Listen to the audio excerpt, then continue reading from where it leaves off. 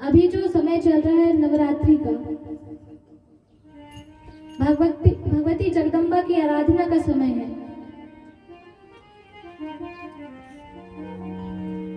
यहाँ जानना आसान है कि भगवती की आराधना क्यों की जाती है, इन 9 दिनों में ही भगवती की पूजा क्यों की जाती है। इसकी कथा आती है जब भगवान श्री राम लंका में रावण से युद्ध करने के लिए गए थे। उस समय जब भगवान को रावण से लड़ने की शक्ति चाहिए थी, तब भगवान श्री राम ने 9 दिनों तक जगदम्बा की आराधना की। वह प्रतिदिन 108 कमल के पुष्प भगवती को अर्पित करते थे और छाया स्वरूप की आराधना करते थे। भगवती ने परीक्षा लेने के लिए जब वरदान देने का समय आया, तब भगवती ने उस 108 कमल के पुष्पों में से एक कमल का पुष्प हटा दिया। जब भगवान ने देखा कि ये तो सिर्फ 107 फूल हैं, एक कहाँ गया, तब श्री राम को याद आया कि उनकी माँ माता कौशल्या उन्हें कमल नयन बोलती थी। उनकी नेत्र कमल के समान थे, कमल जैसे थे। तो राम जी ने अपने तरकश से तीर निकाला और अपनी आंखों को भगवती के चरणों में समर्पित करने के लिए आगे बढ़े। जैसे ही भगवती के ने देखा कि श्री राम धनुष ले लिए, अपने हाथ में तरकश ले लिए हैं, जब भगवान श्री राम बिल्कुल आंख के पास ले आए, उस समय भगवती ने प्रकट होकर उनका हाथ पकड़ लिया और बोला, हे राघवेंद्र सरकार, तुम्हारी जय होगी। तुमने जो मेरी आराधना करी है 9 दिनों में, जो भी मनुष्य मेरी इन दिनों में आराधना करेगा वह सदैव जय होगी, उसकी कभी पराजय नहीं होगी। इन 9 दिनों में मैं सबसे अधिक प्रसन्न होती हूँ जो मेरी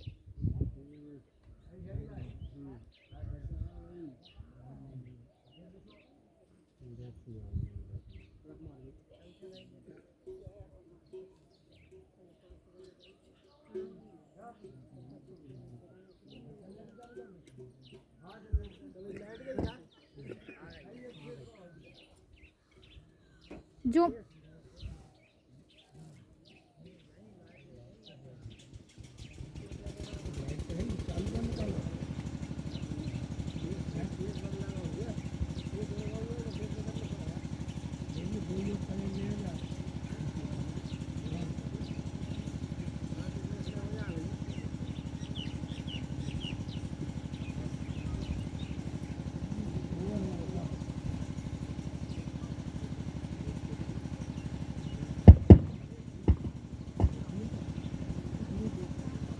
जो मेरे इन 9 दिनों में आराधना करेगा, पूजन करेगा, मैं उससे सर्वदा जय का आशीष दूंगी।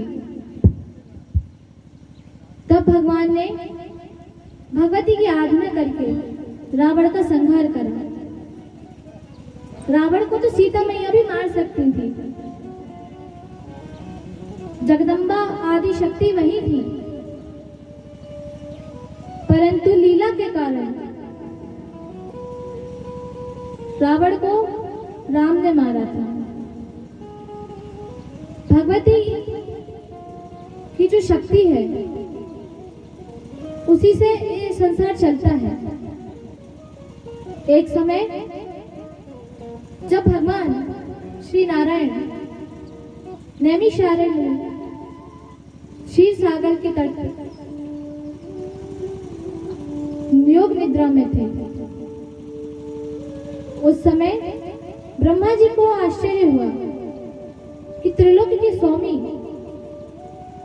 इस संसार को चलाने वाले पालनहार किसकी उपासना कर रहे हैं।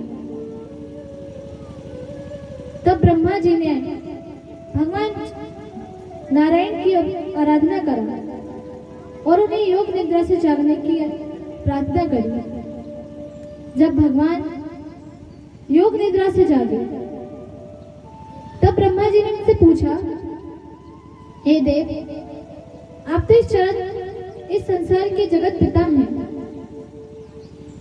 आप ही सब कुछ हैं, आपने ही मुझे जन्म दिया, आप किसकी पूजन करते हैं, आप किसका ध्यान कर रहे थे। तब भगवान श्री नारायण ने कहा, ब्रह्मा, हे देव, मुझ में जो शक्ति है इस संसार को चलाने की, ये मेरी शक्ति नहीं है। इसके पीछे भगवती आद्य शक्ति जगदम्बा, मूल प्रकृति, जो मुझे शक्ति देती है संसार चलाने की, उत्पत्ति की और संहार की, उसी शक्ति से तुम इस सृष्टि का जन्म देते हो। मैं इस सृष्टि को चलाता हूँ और महादेव समय आने पर इस संसार का विनाश कर देते हैं। तुम्हारे साथ ब्रह्माणी माता सरस्वती तुम्हारे जगत को उत्पन्न करने के लिए सहायक हैं। तुम्हें लगता है कि तुम इस सृष्टि को उत्पन्न करते हो, पर असल में तुम नहीं, वो माँ आदि शक्ति जगदम्बा, जगत जननी, वो तुम्हारी सहायता करती है। उन्हीं के कारण तुम इस सृष्टि को उत्पन्न कर पाते हो। मैं श्री के साथ, माँ लक्ष्मी के साथ इस संसार को चलाता हूँ और महादेव इस संसार में जब समय आता है तो महाकाली के साथ मिलकर इस संसार का विध्वंस कर देते हैं, ताकि समय आने पर पुनः इस प्रकृति का जन्म हो सके। अभी भी उन्हें थोड़ा संशय हो रहा था। समय आने पर जब एक राक्षस है ग्रीव भगवती आदि शक्ति की आराधना कर रहा था,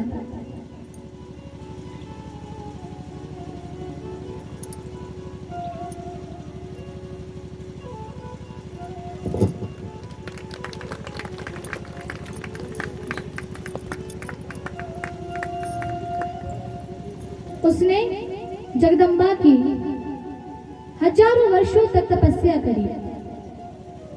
वह भगवती के बीज मंत्र की उपासना करता था। जगदम्बा ने प्रसन्न होकर उसे वरदान देने के लिए प्रकट हुई। तब उसने जगदम्बा से कहा, हे भगवती, मुझे आशीर्वाद दो कि मैं अमर हो जाऊं।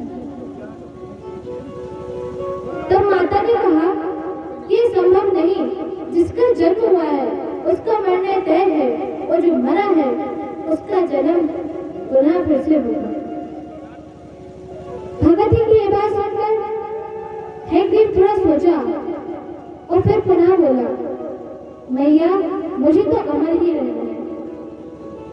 तब भगवती ने कहा, ये संभव नहीं है, कुछ और मांगो, मैं वो तुम्हें अवश्य दूंगी, यह मेरा वचन है। तब हयग्रीव ने कहा कि मुझे मारने वाला मेरे ही जैसा होना चाहिए। हयग्रीव को केवल हयग्रीव ही मार सकता है, मैं किसी देवता से नहीं मार सकता। ना मुझे कोई देव मार सके, ना कोई दानव, न यक्ष, न गंधर्व, कोई नहीं। किसी में इतनी सामर्थ्य ना हो कि कोई मेरा वध कर सके। तब भगवती ने आशीर्वाद देकर अपने लोक को प्रस्थान कर दिया। समय आने पर जब भगवान नारायण राक्षसों से युद्ध कर रहे थे, बहुत समय बीत गया, युद्ध चलता रहा। कुछ समय बाद जब भगवान को थकान हुई और महामाया ने जब अपना चक्र चलाया, तब भगवान को निद्रा आने लगी। वो वहीं युद्ध भूमि में उनके धनुष पर अपना सिर रखकर विश्राम करने लगे। योग निद्रा इतनी प्रबल थी कि वहां हो रहे युद्ध का उन्हें कुछ मालूम ही नहीं जा रहा था। जब ब्रह्मा जी ने देखा कि भगवान युद्ध न करके महामाया योग निद्रा में विलीन हो गए हैं, तब ब्रह्मा जी सारे देवताओं को लेकर वहां उपस्थित हुए और भगवान नारायण की स्तुति करने लगे। परंतु माया के कारण वह निद्रा से नहीं जागे। तब उन्होंने एक कीट को उत्पन्न किया। वह कीट यह कार्य करने को तैयार नहीं था। फिर ब्रह्मा जी ने पुनः जगदम्बा आद्य शक्ति की उपासना करी। उपासना करते करते समय बीत गया, जगदम्बा प्रकट न हुई। तो जब सारे देवताओं ने मिलकर वेदों के साथ वेद मंत्रों द्वारा उपासना आरंभ करी, तब भगवती आकाशवाणी में प्रकट हुई। तब भगवती ने बताया कि भगवान योग निद्रा में मैंने भेजा है ताकि हयग्रीव का वध हो सके। उस कीट के कारण भगवान का सिर धड़ से अलग हो गया था। उसने धनुष की जो प्रत्यंचा रहती है उसे काट डाला, जिस कारण से भगवान नारायण का सिर धड़ से अलग हो गया और केवल शरीर ही वहां रह गया। यह देख के सारे देवता लोग चिंतित हो गए। इस घटना का वो कैसे ठीक किया जाए, इस विषय में भगवती से पूछा। तब भगवती ने बताया कि तुम हयग्रीव का यानी घोड़े का सिर भगवान को संजीवनी की विद्या से पुनः स्थापित कर दो। माता की यह बात सुनकर देवताओं ने घोड़े का सिर लाया और ब्रह्मा जी द्वारा वह सिर पुनः नारायण के शीश पर धारण कराए गए। तब जाकर वह हयग्रीव राक्षस का वध हुआ। भगवती जगदम्बा पूर्ण रूप से इस संसार में हर कण में व्याप्त है। उन्हीं के कारण यह संसार चलता है। यह बताने के लिए भगवती ने अनेक लीलाएं करी, जिस के कारण श्री नारायण अनेक अवतार धारण करते हैं। उनकी जो शक्ति है, जो मूल प्रकृति है, वह स्वयं श्री राधिका रानी है। श्री राधिका ही रानी है जिनके कारण श्री नारायण हर युग में अवतार धारण करते हैं और इस सृष्टि को में धर्म पुनः स्थापित करते हैं। श्री राधा मूल प्रकृति ही है। जब संसार का विध्वंस महाकाल और महाकाली मिलकर करते हैं, उसके बाद सब कुछ नष्ट हो जाने पर वह शंकर में विलीन होता है। शंकर जी ब्रह्मा में विलीन होते हैं और ब्रह्मा के अंदर समस्त देव, गंधर्व, राक्षस, यक्ष, चराचर जगत उनमें विलीन हो जाता है। वह एक ज्योति के रूप में श्री नारायण के विग्रह में जाकर विलीन होता है और फिर वह नारायण की जो शक्ति रहती है, जो एक ज्योति के रूप में भगवती जगदम्बा के यानी श्री राधिका रानी में जाकर मिल जाती है, जो गोलोक में निवास करती है। आदि शक्ति जगदम्बा समय आने पर पुनः इस सृष्टि का स्थापित करने के लिए भगवान विष्णु को भेजती है। फिर वे नारायण की नाभि से उत्पन्न हुए कमल पर ब्रह्मा जी उत्पन्न होते हैं और फिर उन्हीं से इस संसार का उत्पन्न होते हैं। जगदम्बा आदि शक्ति की महिमा का वर्णन कोई नहीं कर सकता। श्री राम को भी जब ब्रह्म हत्या का श्राप लगा था, तो उस दोष को मिटाने के लिए भगवान ने नर्मदा के तट पर, मां नर्मदा भगवती के तट पर जाके अनेक वर्षों तक तपस्या करी, जिससे उनका यह ब्रह्म हत्या का पाप नष्ट हो सके। केवल जगदम्बा जगत जननी ऐसी है मूल शक्ति है जिससे संसार और देवता अपना कार्य पूर्ण कर पाते हैं। बिना प्रकृति के, बिना माता के, बिना जगत जननी के कोई कार्य सिद्ध नहीं हो सकता। एक जगदम्बा ही है जो इस संसार को चलाने में सामर्थ्यवान है। उनके बिना जगत जननी के कोई भी कार्य सिद्ध नहीं हो सकता। यज्ञ में भी दक्षिणा का होना आवश्यक है। नारायण के साथ नारायणी होना जरूरी है। अगर नारायण श्रीहीन हो जाते हैं तो यह जगत भी नष्ट होने लगता है। आज जो ये उत्पन्न हुए वृक्ष, हम हैं, जीव हैं, जितने भी जीव जंतु जल है, ये सब प्रकृति ही है। गंगा माँ है, प्रकृति देवी है, धन लक्ष्मी है, शक्ति माँ पार्वती है, जिनकी हम आराधना करते हैं।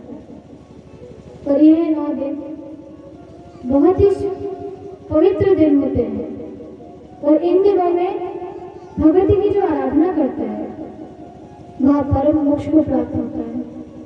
केवल 9 दिन ही नहीं, जब तक जीव इस संसार में रहता है उसे सदैव मातृ शक्ति की उपासना करनी चाहिए, उन्हें पूजन करना चाहिए।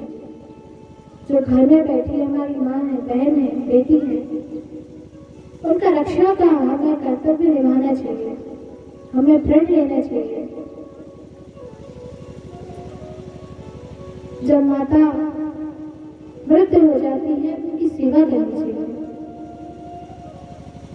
बिना माँ के इस संसार में कोई नहीं है। माँ ही एक ऐसी शक्ति है जो हमें जन्म दे सकती है।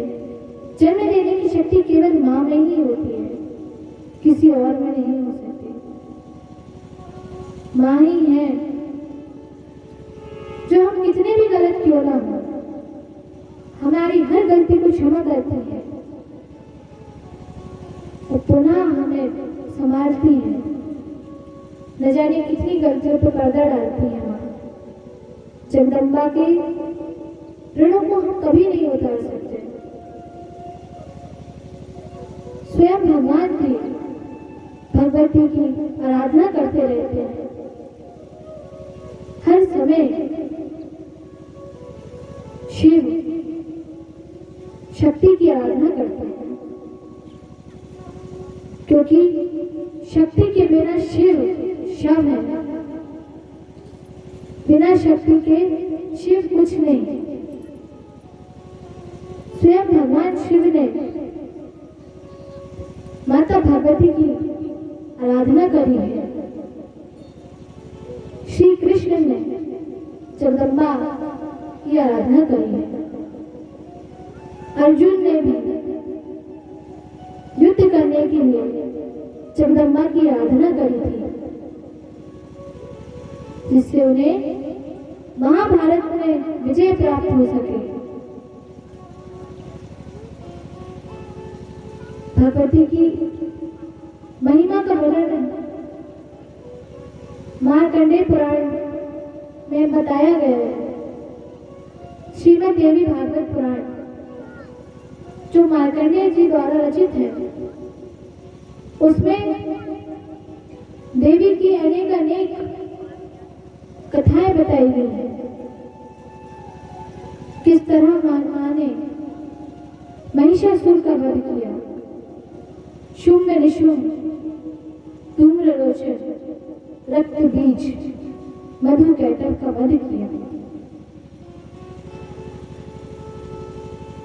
महिषासुर मर्दिनी भगवती जगदम्बा जो समस्त देवताओं की ऊर्जा से प्रकट हुई,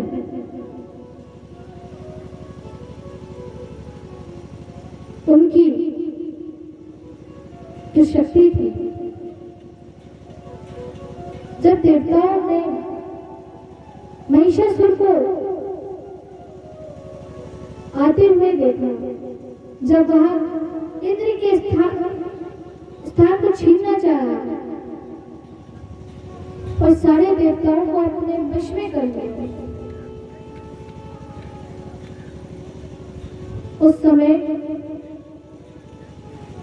समस्त देव नारायण के पास पहुंचे।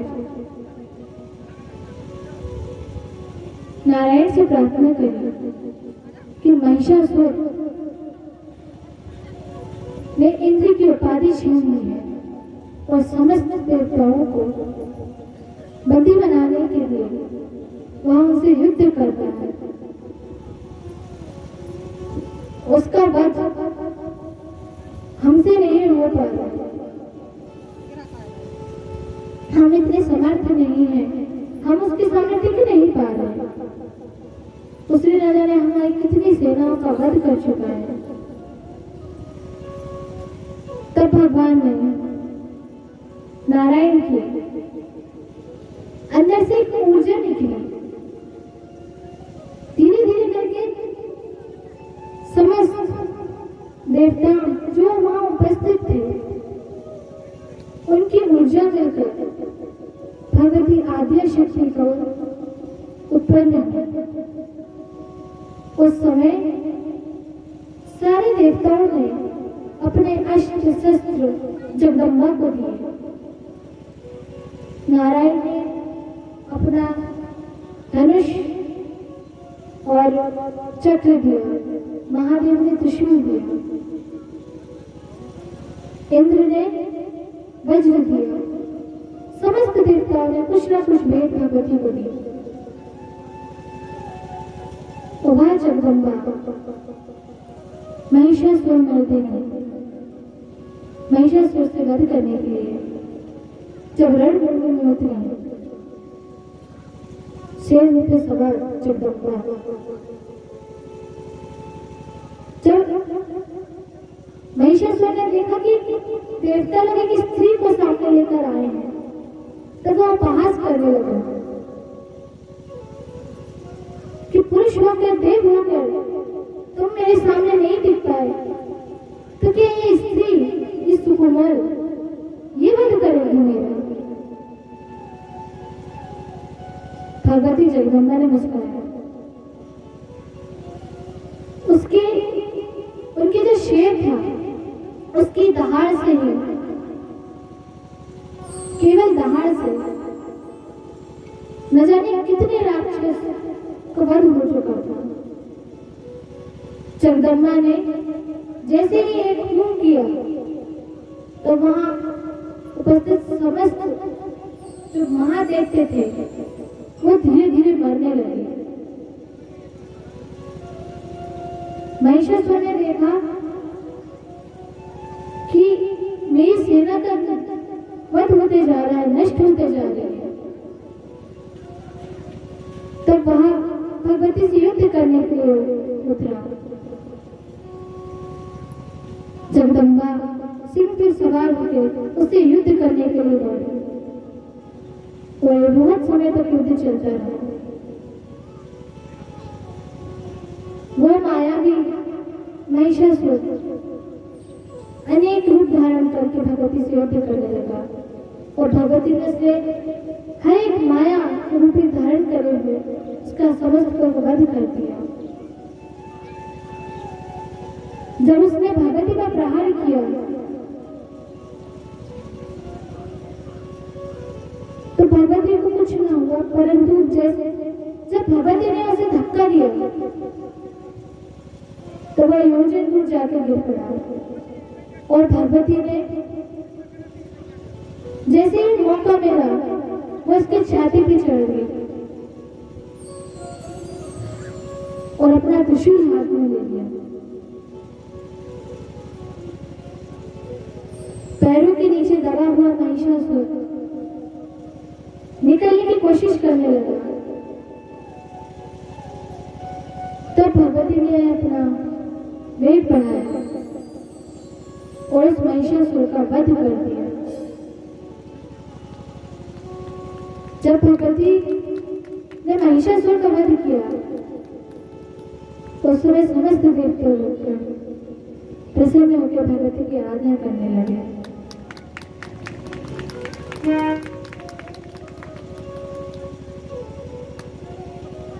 समय अधिक हो गया है, श्रीमद् भागवत भी शुरू करना है, तो मैं अपनी वाणी को यही विराम देती हूँ।